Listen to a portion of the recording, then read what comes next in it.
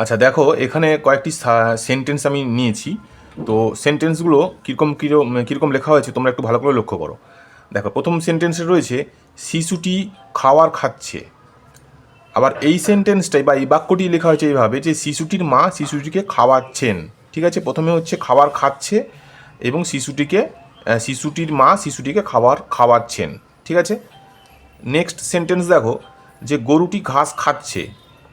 ওই একই সেন্টেন্সটি লেখা হয়েছে, দেখো রাখাল বালক গরুটিকে ঘাস খাওয়াচ্ছে। ঠিক আছে, আবার একটি সেন্টেন্স দেখো, আর দুটো, সে কাজটি করে। আবার সেই সেন্টেন্সটি লেখা হয়েছে আমি তাকে দিয়ে কাজটি করাই। ঠিক আছে, তারপরে আবার একটা দেখো আমি দেখি, আর একটা সেই সেন্টেন্সটা আছে আমি দেখাই। ঠিক আছে, তো ভালো করে তোমরা লক্ষ্য করবে যে এই সেন্টেন্সটা কিন্তু দুভাবে লেখা হয়েছে এবং দুটোর মানে অর্থ পার্থক্য কিন্তু পাল্টে যাচ্ছে। ঠিক আছে, তো দেখো প্রথমটা হচ্ছে শিশুটি খাবার খাচ্ছে, অর্থাৎ এখানে শিশুটি কিন্তু নিজেই খাবার খাচ্ছে, অর্থাৎ কাজটি কিন্তু নিজেই, যে খাবার খাওয়ার কাজটি কিন্তু নিজেই করছে। ঠিক না? আর দ্বিতীয় সেন্টেন্সটা দেখো যে শিশুটির মা শিশুটিকে খাওয়াচ্ছেন, অর্থাৎ শিশুটি কিন্তু নিজে খাচ্ছে না, শিশুটির মা শিশুটিকে খাইয়ে দিচ্ছে, অর্থাৎ অন্য কারো দ্বারা এই কাজটি, এই যে খাওয়ানো কাজটি সম্পন্ন হচ্ছে। তাই না? তো দুটো সেন্টেন্স নিশ্চয়ই বুঝতে পারছো যে দুরকম। তারপরে একইভাবে দেখো যে গরুটি ঘাস খাচ্ছে, অর্থাৎ গরুটি নিজে ঘাস খাচ্ছে। আর এখানে হচ্ছে রাখাল বালক গরুটিকে ঘাস খাওয়াচ্ছে, অর্থাৎ রাখাল বালক কিন্তু গরু যে ঘাস খাওয়ার কাজটি রাখাল বালক সম্পূর্ণ করছে, অর্থাৎ এই গরুর ঘাস খাওয়ার কাজটি কিন্তু রাখাল বালকের দ্বারা সম্পন্ন হচ্ছে। ঠিক না? একইভাবে কিন্তু এইগুলো রয়েছে। যেমন দেখো আমি দেখি, অর্থাৎ আমি কিন্তু নিজে দেখছি। হ্যাঁ, তাহলে আমি নিজেই দেখছি, যাই কিছু দেখি না কেন। আর নেক্সট হচ্ছে দেখো আমি দেখাই, অর্থাৎ আমি কোনো কিছু অন্য কাউকে দেখাচ্ছি, নিজে কিন্তু দেখছি না। ঠিক না? তো সে কাজটি করে, সে নিজেই কাজটি করছে এবং আমি তাকে দিয়ে কাজটি করে, অর্থাৎ আমি কিন্তু অন্য কোনো কাজটি কিন্তু অন্য কাউকে দিয়ে করাচ্ছি, কোনো কাজ অন্য কাউকে দিয়ে করাচ্ছি। তাহলে দেখতে পেলে যে সেন্টেন্সগুলোর মধ্যে পার্থক্য দেখতে পাচ্ছ। তো এইরকম যে সেন্টেন্স রয়েছে, অর্থাৎ প্রথমে যে সেন্টেন্সটা রয়েছে এটা স্বাভাবিক সেন্টেন্স। ঠিক আছে, আর এরপরে যে সেন্টেন্সটা রয়েছে এটা হচ্ছে একটু স্বাভাবিক নয়, এটা কি বলা হচ্ছে কিন্তু ক্যাজুয়েটিভ ভার্বস। ঠিক আছে, তাহলে ক্যাজুয়েটিভ ভার্বটা কি? যেটা হচ্ছে যে সব বাক্য দ্বারা নিজে কিছু, সাবজেক্ট কিন্তু নিজে কিছু করে না, সে কিন্তু অন্যের জন্য করে কিংবা অন্যকে দিয়ে করায় কোনো কাজ। ঠিক আছে, তাহলে সেই ক্ষেত্রে কিন্তু যে সেন্টেন্সটার ব্যবহার করবো আমরা, সেক্ষেত্রে কিন্তু আমরা সেগুলোকে কজিটিভ ভার্ব বলবো। ভার্ব বলতে কোনটা?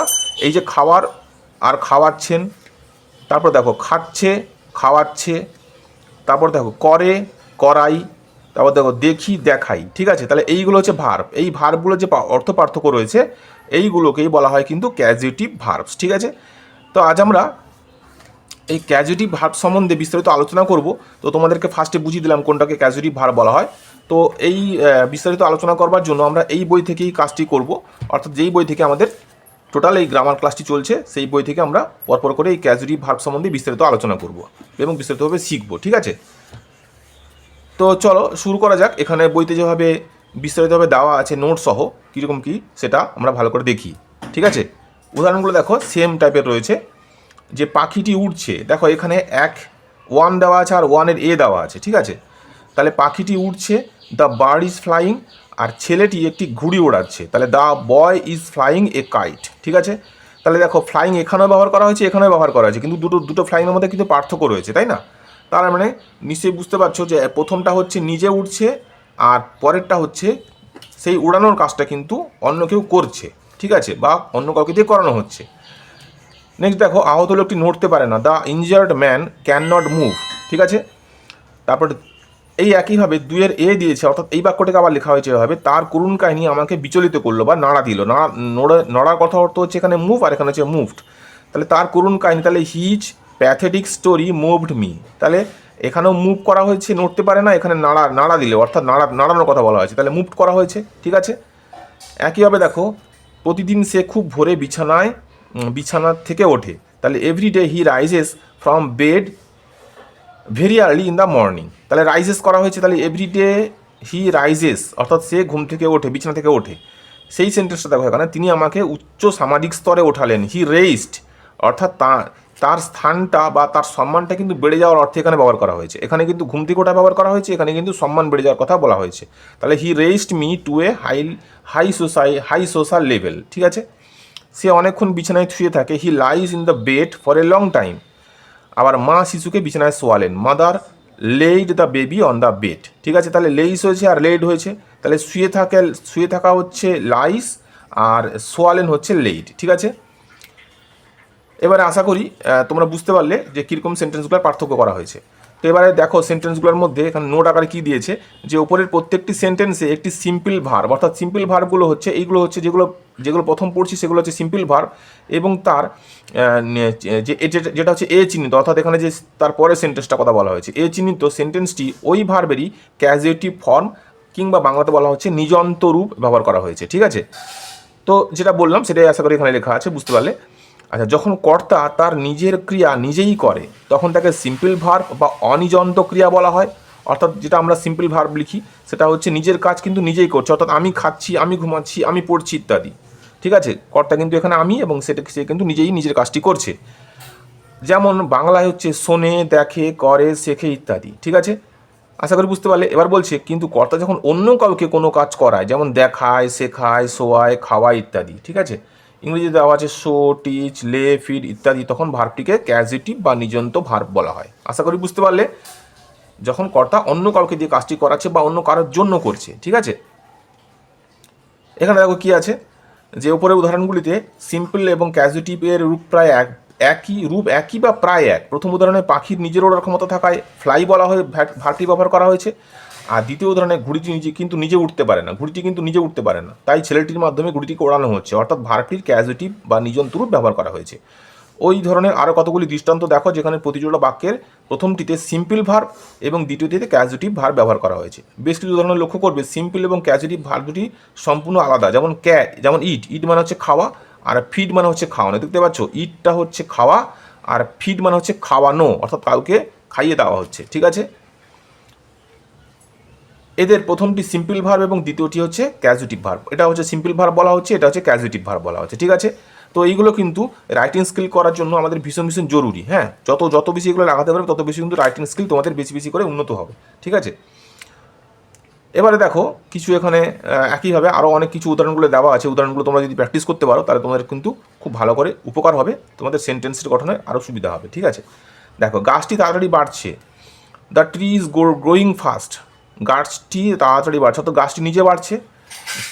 The tree is growing fast, growing মানে বৃদ্ধি পাওয়া, বাড়া। আবার সেই সেন্টেন্সটা দেখো, কৃষকেরা এই জমিতে শাকসবজি ফলাচ্ছে। ফলাও কিন্তু ফলন মানে হচ্ছে বাড়ানো বা তৈরি করা। হ্যাঁ, farmers grow vegetables in this plot of land. ঠিক আছে, তাহলে এখানে হচ্ছে গ্রোয়িং করা হয়েছে, কন্টিনিউয়াস ফর্ম করা হয়েছে, ইজ রয়েছে এখানে, আর ভার্বের পরে আইএনজি যোগ হয়েছে, কন্টিনিউয়াস ফর্ম রয়েছে এখানে। তাহলে এখানে গ্রোয়িং করা হয়েছে, আর সেই গ্রোটা কিন্তু এখানে গ্রো করা হয়েছে। তার গ্রোয়িংয়ের ক্ষেত্রে এখানে তাড়াতাড়ি বাড়ছে, আর গ্রো করার ক্ষেত্রে হচ্ছে বাড়াচ্ছে বা ফলাচ্ছে। ঠিক আছে, নেক্সট দেখো, কেটলির মধ্যে জল ফুটছে, the water in the Kettle is boiling. তাহলে কেটলির মধ্যে জল ফুটছে, তাহলে বয়েল মানে গরম করা বা ফোটা। ঠিক আছে, তাহলে বয়েলিং করা হচ্ছে। আর ভাজবার আগে আলুগুলি সিদ্ধ করো, তাহলে boil the potatoes before frying them. তাহলে বয়েল এখানে ব্যবহার করা হয়েছে ফোটা অর্থে, এখানে ব্যবহার করা হয়েছে সিদ্ধ অর্থে। ঠিক আছে, বুঝতে পারলে। জাহাজটি সমুদ্রে ডুবে গেল, the ship sank in the sea. British নৌবহর জার্মান যুদ্ধজাহাজ বিসমার্ককে ডুবিয়েছিল, তাহলে ডুবে গেল হচ্ছে সিঙ্ক, আর একটা হচ্ছে ডুবিয়েছিল। ঠিক আছে, the British navy sank Bismarck. তাহলে দেখো স্যাঙ্ক কিন্তু এখানে দুটোই কিন্তু একই, দুটোই বানানো একই রয়েছে এখানে, কিন্তু প্রথমটার অর্থ হচ্ছে ডুবে গেল আর দ্বিতীয়টার অর্থ হচ্ছে ডুবিয়েছিল। ঠিক আছে, বুঝতে পারলে। গাড়িটি বাঁ দিকে ঘুরলো, দ্য কার টার্নড লেফট। আচ্ছা, ছেলেটি যন্ত্রটির হাতল ঘোরাচ্ছে, the boy is turning the handle of machine. ঠিক আছে, তাহলে টার্ন এবং টার্নিং। আশা করি তোমরা বুঝতে পারছো যে সেন্টেন্সগুলো কতটা সুন্দর এবং কতটা ভালোভাবে এখানে ব্যবহার করা হয়েছে। নেক্সট দেখো, এই যে এখানে একটা রয়েছে যে পৃথিবী সূর্যের চারিদিকে ঘুরছে, the earth moves round the sun. তাহলে পৃথিবী সূর্যের চারিদিকে ঘুরছে, দেখো মুভস করা হয়েছে এখানে। আবার দেখো সেই সেন্টেন্সটা, মহাকর্ষণ শক্তি পৃথিবীকে সূর্যের চারিদিকে ঘোরাচ্ছে, একটা হচ্ছে ঘুরছে, একটা হচ্ছে ঘোরাচ্ছে। দ্য ফোর্স অফ গ্র্যাভিটেশন, অর্থাৎ গ্র্যাভিটেশন হচ্ছে মধ্যাকর্ষণ শক্তি, এটা গ্র্যাভিটেশন মানে মধ্যাকর্ষণ, ফোর্স মানে শক্তি। তাহলে the force of gravitation moves the earth round the sun. তাহলে এই যে এখানে যেটা রয়েছে যে মুভসটা, এই মুভসটা কিন্তু হচ্ছে মধ্যাকর্ষণ শক্তির দ্বারা পৃথিবীকে মুভ করানো হচ্ছে বা ঘোরানো হচ্ছে। ঠিক আছে। আর এখানে কিন্তু পৃথিবী অলরেডি ঘুরছে, বুঝতে পারছো। এরপরে যে সেন্টেন্সগুলো রয়েছে দেখো,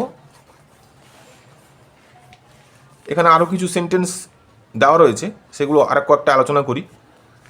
দেখো, সে নিজে গাড়ি চালাচ্ছে, he is driving his own কার, ঠিক আছে। আচ্ছা, তার আগে দেখো দিয়েছে একটি গাড়ি আমাদের বাড়ির দিকে চলে আসছে, তাহলে a car is driving towards our house, তাহলে এটাও ড্রাইভ করা হয়েছে, তাহলে গাড়িটি আমাদের দিকে চলে আসছে, তাহলে a car is driving towards our house. আবার দেখো, সেই গাড়ি চালানোটাকে এখানে বলা হয়েছে সে নিজের গাড়ি চালাচ্ছে, he is driving his own কার, তাহলে ড্রাইভের দুটো পার্থক্য বুঝতে পারছো।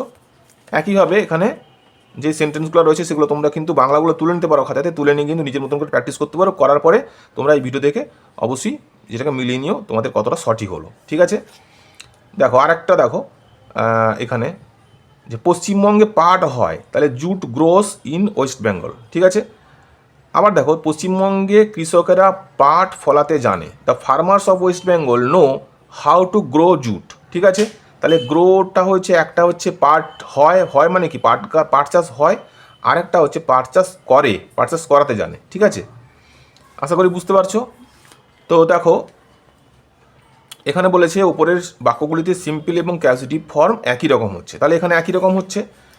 তো আজকের মতন ভিডিওটি এই পর্যন্ত থাকলো। এরপরের যে পার্টটা রয়েছে, অর্থাৎ এরপরে যে পার্টটা হবে সেটা আরেকটা পার্টেই তোমাদের বাকিটা কমপ্লিট হয়ে যাবে, ঠিক আছে। তো এই পার্টের মধ্যে কিন্তু অবশ্যই কিছু ব্যতিক্রমী নিয়ম আছে, অর্থাৎ যেগুলো শিখলে এক্ষুনি এর বাইরে কিন্তু কিছু ব্যতিক্রমী নিয়ম আছে, যেগুলো কিন্তু এখানে যেরকম ব্যবহার করা হয়েছে সেখানে ব্যবহার করা হবে না। তো সে পার্টটা কিন্তু তোমরা অবশ্যই দেখে নিও, ঠিক আছে। এরপরে যে ভিডিওটা আসবে এরপরে ক্লাসে সেটা কিন্তু অবশ্যই দেখে নিও। এর জন্য কিন্তু নির্দিষ্ট কিছু ব্যতিক্রমী নিয়ম আছে, সেগুলো তোমাদেরকে শিখিয়ে দেবো, ঠিক আছে। এই বইটি কাদের রয়েছে তারা অবশ্যই কিন্তু কমেন্টে জানিও এই বইটি কাদের রয়েছে, ঠিক আছে। আর এই চ্যানেলের ক্লাসগুলো কেমন লাগছে তোমরা অবশ্যই জানিও। যারা নতুনরা দেখলে তারা কিন্তু চ্যানেলটিকে অবশ্যই সাবস্ক্রাইব করে নিও, ঠিক আছে। তোমাদের মতামত আমার কাছে একান্ত জরুরি, তো তোমরা অবশ্যই কিন্তু কমেন্ট করবে, ঠিক আছে। তোমাদের ভালো লাগলেও কমেন্ট করবে, এবং তোমাদের যদি ক্লাসের ব্যাপারে কোনো কিছু অভিযোগ থাকে সেটাও কিন্তু তোমরা কমেন্টে জানবে, ঠিক আছে। নেক্সট ক্লাসে তোমাদের সঙ্গে আবার এরপর থেকে দেখা হচ্ছে, ঠিক আছে। টাটা।